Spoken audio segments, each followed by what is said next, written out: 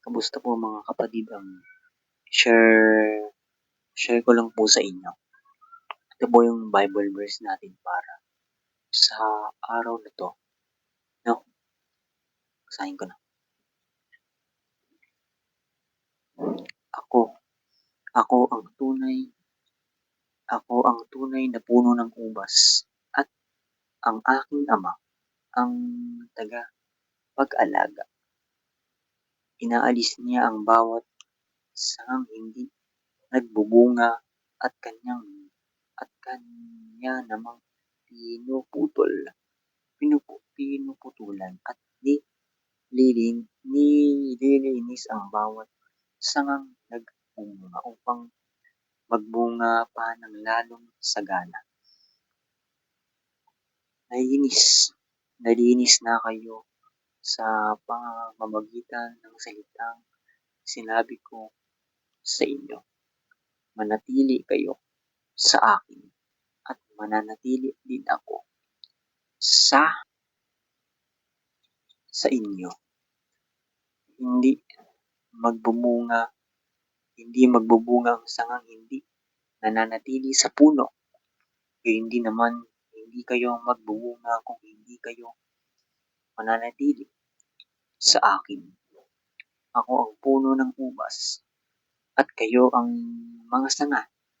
Ang natili sa akin at ako sa kanya ang siyang nagbumunga ng sagana, sapagkat wala kayong magagawa kung kahihiwalay sa akin. Ang hindi natili sa akin gaya ng sangana,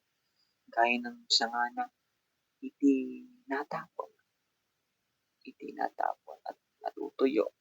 Ang ganoong mga sanga ay tinitipon, inihahagis sa apoy at nasusunog. Kung nananatili kayo sa akin at natili sa inyo ang aking mga salita, hingin ninyo ang anumang nais ninyo at matutupad iyon para sa inyo na paparangalan ng aking ama.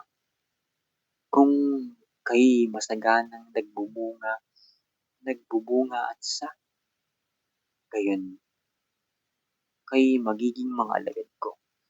Kung paanong iniibig ako ng ama, gayon din naman iniibig ko kayo. Manatili kayo sa aking pag-ibig.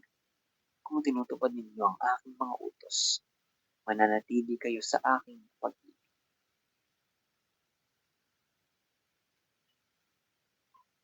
Kung paanong tinupad ko ang mga utos ng aking ama at kayo'y nanatili sa kanyang pag-ibig. Yun po, Lord, mga kapatid. Maraming salamat po sa inyo. Sana may naintindihan. Sana naunawaan nyo. Ayun po. First natin para sa araw na to, like, follow, share, and mga kapatid. Ayun po. Ilalagay ko dito yung